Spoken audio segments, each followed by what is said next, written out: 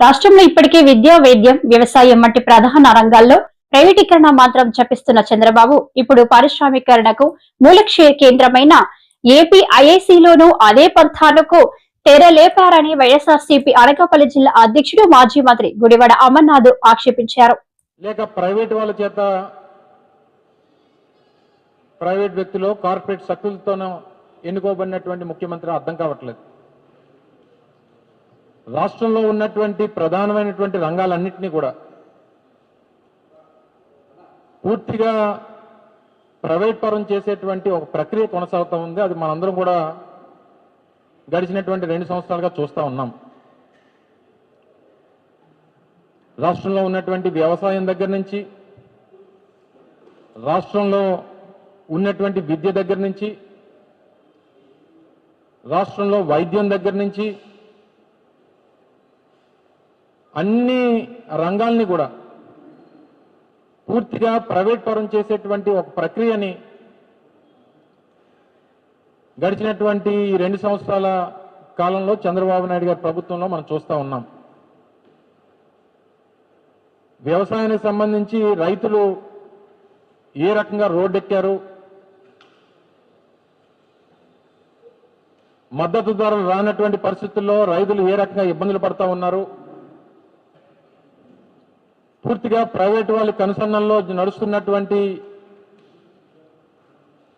ధాన్యం కొనుగోళ్లు కానీ లేదా మిగిలినటువంటి హార్టికల్చర్ సంబంధించినటువంటి ప్రోడక్ట్స్ కానీ ఇవన్నీ కూడా ఏ రకంగా ప్రైవేట్ వాళ్ళ చేతుల్లో చిక్కుకున్నాయో అన్నటువంటిది కూడా చూస్తూ ఉన్నాం. విద్య పరంగా ప్రైవేట్ వారిని కొమ్ముకాస్తూ ప్రభుత్వ పాఠశాలలు, ప్రభుత్వ కళాశాలలు వీటన్నిటిని కూడా నీరుగార్చేటువంటి కార్యక్రమం ప్రైవేట్ వాళ్ళకి వత్తాసు పలుకుతూ వారికి ఏదో రకంగా ఆర్థికంగా పైకి తీసుకురావాలి, వారి వ్యాపారాలు బాగుండాలి, వారి విద్యా సంస్థలు బాగుండాలి అనేటువంటి ప్రక్రియ ఒక పక్క. వైద్యానికి సంబంధించి పూర్తిగా ఆరోగ్యశ్రీని నీరుగార్చేసి ఒక గొప్ప సంకల్పంతో మొదలుపెట్టినటువంటి 17 మెడికల్ కాలేజీల నిర్మాణాన్ని 7 కాలేజీలు మా హయాంలో పూర్తి చేస్తే మిగిలినటువంటి 10 కాలేజీలు పూర్తవడానికి చేయాల్సినటువంటి ప్రభుత్వం వాటిని తీసుకెళ్లి ప్రైవేట్ వాళ్ళ చేతిలో పెట్టాలనేటువంటి ప్రయత్నం ఒక పక్క. వైద్యం, వైద్య విద్య వీటన్నిటి కూడా ప్రైవేట్ పరం చేసేటువంటి ప్రక్రియ ఒక పక్క. చివరికి నాకు తెలిసి బహుశా విజయనగరం ధర్మపురి తన క్యాంపు కార్యాలయం మందు విజయనగరం జిల్లా వైఎస్ఆర్సీపీ పత్రికా సమావేశం నిర్వహించిన మధ్య శ్రీనివాసరావు, చిన్న శ్రీను మాట్లాడుతూ నేడు వైకుంఠ ఏకాదశి సందర్భంగా రాష్ట్రంలో అన్ని వర్గాల ప్రజలకు మంచి జరగాలని కోరుకుంటున్నానని అన్నారు. విజయనగరం జిల్లాల పార్టీ బలపరచడంలో కానీ మరి సంవత్సర కాలంలో మాకు ఇచ్చిన స్ఫూర్తి కానీ ముఖ్యంగా వైఎస్ఆర్ పార్టీ నాయకులు, కార్యకర్త, కింద స్థాయిలో గ్రామ స్థాయి నాయకుల నుంచి ప్రతి ఒక్కరు మాకు ఇచ్చిన స్ఫూర్తి, మాకు ఇచ్చిన ఉత్తేజం, ముఖ్యంగా మా సోషల్ మీడియా కార్యకర్తలు, మా వైఎస్ఆర్ పార్టీ సోషల్ మీడియా కార్యకర్తలు ఎలాంటి ప్రలోభాలకు కానీ ఎలాంటి భయాలకు కానీ అదరక బెదరక నిజాల్ని స్పష్టంగా మరి social media YSR party social media వేదికగా చేస్తున్న మా వైఎస్ఆర్ పార్టీ సోషల్ మీడియా కార్యకర్తలకి 25వ సంవత్సరంలో వారికి హ్యాట్స్ ఆఫ్ చెప్తున్నాను.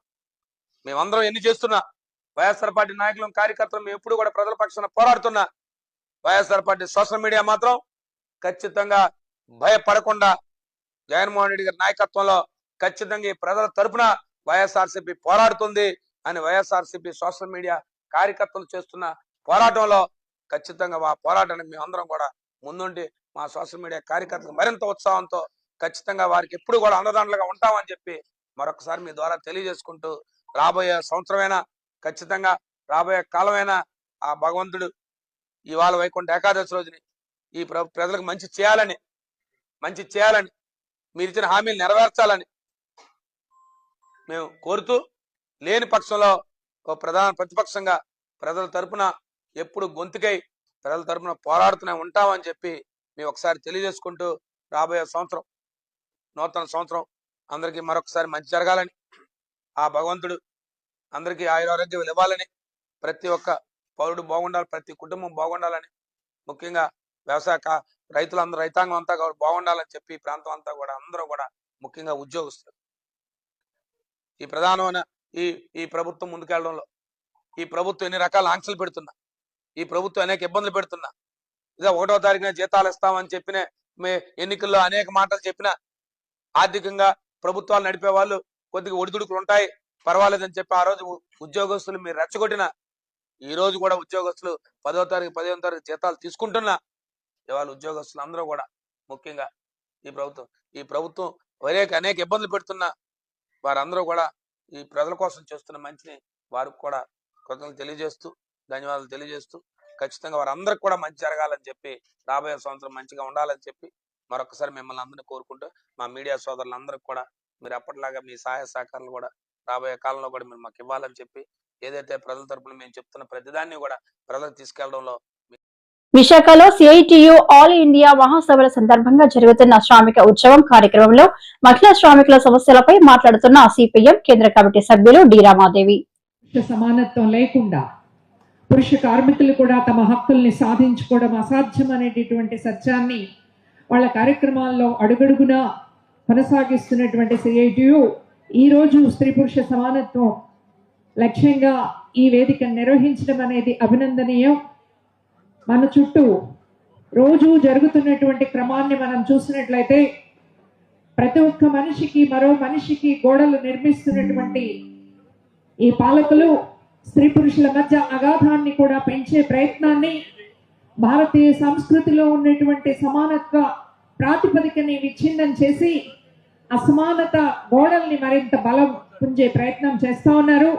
మిత్రులారా, మీరందరూ చూస్తా ఉన్నారు, ఇటీవల కాలంలో మన ఆంధ్ర రాష్ట్రంలో సాగుతున్నటువంటి ఒక చర్చ, స్త్రీలు పురుషులు ఇద్దరికి సంబంధించినటువంటి అంశాన్ని, స్త్రీలనే కించపరుస్తూ వాళ్ళ శరీరాన్ని వ్యాపార వస్తువుగా మార్చినటువంటి ఒక క్రమం సినిమా రంగం నుంచి, అడ్వర్టైజ్మెంట్ రంగం నుంచి, అన్ని రంగాల నుంచి చేస్తూ వచ్చి ఆ నేరాన్ని కూడా ఈరోజు స్త్రీల మీదనే మోపి మీ వస్త్రధారణే మీ మీద అత్యాచారాలకు కారణమవుతున్నటువంటి వివాదాన్ని మనం చూసాం. మనం ఈరోజు ఈ ఉత్తరాంధ్ర ప్రాంతంలో ఈ మహాసభలు జరుపుకుంటున్నాం. మనం గిరిజన ప్రాంతాల్లోకి వెళితే అక్కడ ఉన్నటువంటి పెద్ద సీనియర్ వృద్ధాప్యంలో ఉన్నటువంటి మహిళల్ని కనుక మనం చూస్తే ఇప్పటికి కూడా జాకెట్ ధరించకుండా చీర మీదే ఉన్నటువంటి మహిళల్ని చూస్తాం. కానీ ఏ ఒక్క పురుషుడు వాళ్ళ ఎడల అసభ్యంగా ప్రవర్తించలేదే. అంటే వస్త్రధారణని పట్టి కాదు, ఈ రోజు స్త్రీలని వ్యాపార వస్తువుగా మార్చినటువంటి ఒక సంస్కృతి. అందుకనే స్త్రీలకు కాదు చెప్పాల్సింది ఈరోజు సమాజంలో స్త్రీని కాముక వస్తువుగా చేసినందుకు అని. మిత్రులారా, ఈ రోజు భారతీయత అమ్మని మేము గౌరవిస్తామని చెప్పేటటువంటి వాళ్ళు ఆ పార్టీకి చెందినటువంటి ఒక ఎమ్మెల్యే, సింగార్ అనేటటువంటి ఒక ఎమ్మెల్యే, 16 ఏళ్ల అమ్మాయి. ఆ అమ్మాయి ఏమి జీన్స్ వేసుకోలేదు, లేకపోతే హాఫ్ నిక్కర్ వేసుకోలేదు, లేకపోతే మీరు అనుకుంటున్నటువంటి అసభ్య వస్త్రధారణతో లేదు. ఆ అమ్మాయి ఉద్యోగం కోసం ఎమ్మెల్యే దగ్గరికి వెళ్తే అత్యాచారం చేసి న్యాయం కోసం వెళ్ళిన వాళ్ళని హత్య చేసినటువంటి ఒక నేరస్తుడు జైల్లో ఉంటే నేరం చేయలేదని చెప్పేసి ఈరోజు వదిలేసినటువంటి పరిస్థితిని మనం చూస్తా ఉన్నాం. ఒక బిల్కిస్ బాను అత్యాచార నేరానికి గురైనటువంటి కేసులో ఆ బిల్కిస్ బాను నిందితుల్ని వాళ్ళని బయటికి విడుదల చేస్తే వాళ్ళకి వైకుంఠ ఏకాదశి పురస్కరించుకొని విజయనగరం జిల్లా అంతటా పలు ఆలయాల్లో ఉత్తర ద్వార దర్శనం కోసం భక్తులు భారీగా తరలివచ్చారు. వేకువజాము నుంచే క్యూ లైన్ లో నిలబడి స్వామివారిని దర్శించుకున్నారు. భక్తులకు ఎటువంటి ఇబ్బందులు రాకుండా ఆలయ కమిటీ పోలీసులు తగు ఏర్పాట్లు చేశారు. అన్ని దానాల కన్నా అన్నదానం వచ్చే ఆదివారం ప్రతి ఆదివారం 4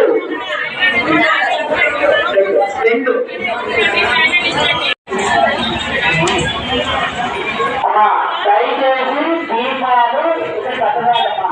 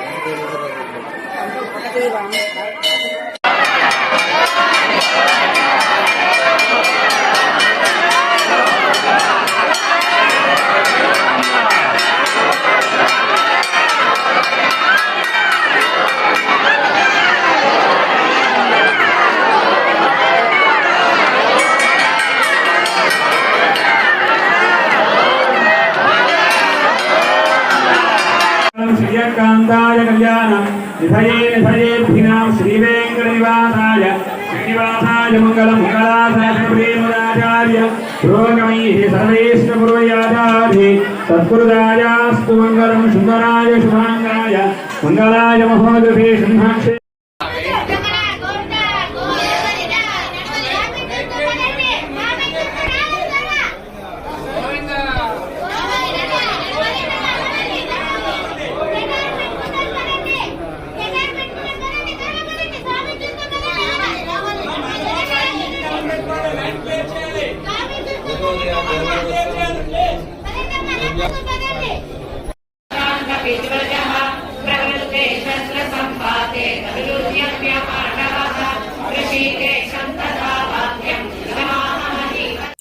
వైసీపీ అధినేత వైఎస్ జగన్మోహన్ రెడ్డిపై ఎమ్మెల్సీ కొణిదెల నాగబాబు తీవ్ర ఆగ్రహం వ్యక్తం చేశారు.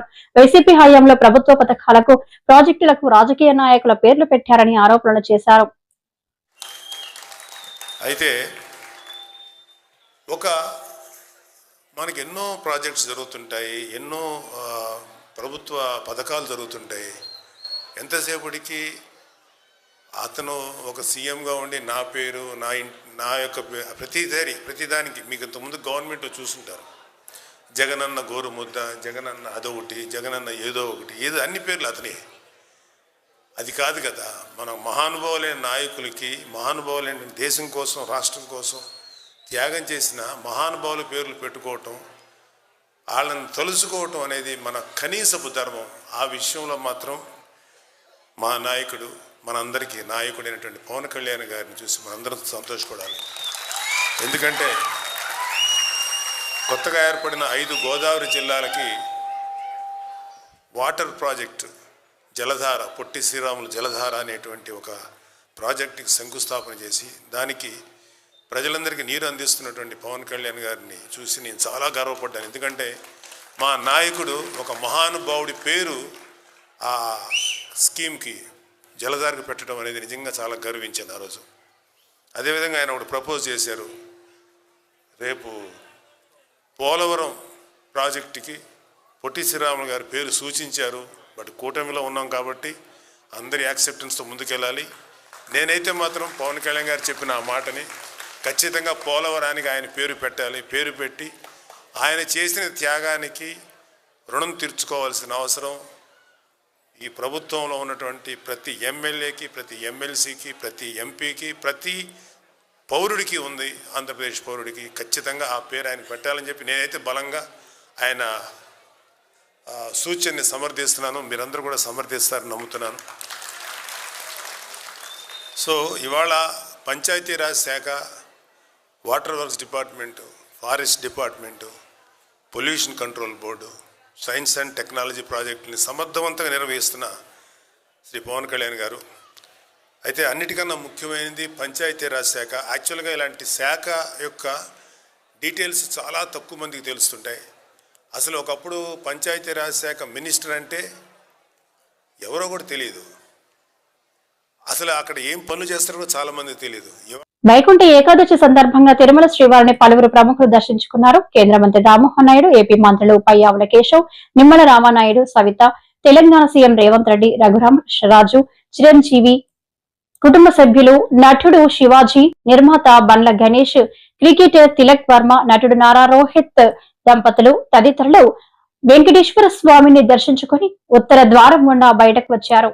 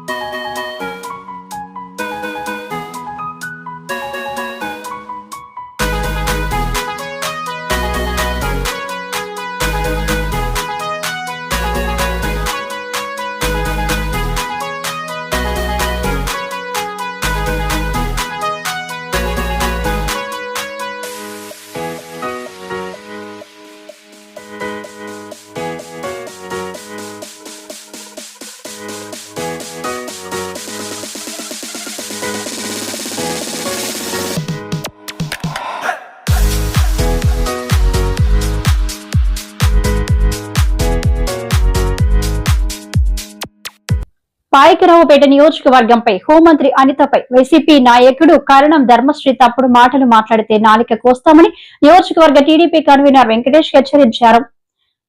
మంగళవారం నక్కపల్లి మంత్రి క్యాంపు కార్యాలయంలో ఆయన మాట్లాడారు. అడ్డు రోడ్డు రెవెన్యూ డివిజన్ ఏర్పాటుకు కేబినెట్ నిర్ణయం తీసుకుందన్నారు. ఒకరికొకరు స్వీట్లు తినిపించుకొని అనితమ్మ నాయకత్వం వర్ధిల్లాలంటూ నినాదాలు. ముఖ్యమంత్రి చంద్రబాబు, ఉప ముఖ్యమంత్రి పవన్ కళ్యాణ్, రెవెన్యూ మంత్రి అనగాని సత్యప్రసాద్, హోంమంత్రి అనితకు ప్రత్యేక ధన్యవాదాలు తెలిపిన పేట నియోజకవర్గ నాయకులు. పాయకరావుపేట నియోజకవర్గ కన్వీనర్ కొప్పిశెట్టి వెంకటేష్ కామెంట్స్. అడ్డురోడ్డు కేంద్రంగా రెవెన్యూ డివిజన్ ఏర్పాటు చేయడం చాలా సంతోషం. అధికారులు కూడా ఇప్పటికే స్థలాన్ని పరిశీలించారు. ముఖ్యమంత్రి చంద్రబాబు, ఉప ముఖ్యమంత్రి పవన్ కళ్యాణ్, రెవెన్యూ మంత్రి అనగాని సత్యప్రసాద్, హోంమంత్రి అనితకు ప్రత్యేక ధన్యవాదాలు. పాయకరావుపేట నియోజకవర్గం అభివృద్ధి కోసం హోంమంత్రి అనిత నిరంతరం కష్టపడుతున్నారు. 2014 నుండి 2019 వరకు మంత్రి అనిత సారథ్యంలో నియోజకవర్గంలో అనేక అభివృద్ధి కార్యక్రమాలు చేపట్టారు. ఆర్డీఓ గారు వచ్చి ఆ స్థలాన్ని కూడా పరిశీలించడం జరిగింది. దీనికి ప్రత్యేకంగా చంద్రబాబు నాయుడు గారికి, పవన్ కళ్యాణ్ గారికి, రెవెన్యూ మంత్రి అనగాని సత్యప్రసాద్ గారికి, అలాగే ముఖ్యంగా ఈ నియోజకవర్గ అభివృద్ధి ప్రదాత, రాష్ట్ర హోం మరియు విపత్తుల శాఖ మంత్రి వంగల్పూడి అనిత గారికి ప్రత్యేక ధన్యవాదాలు తెలియజేసుకుంటున్నాం.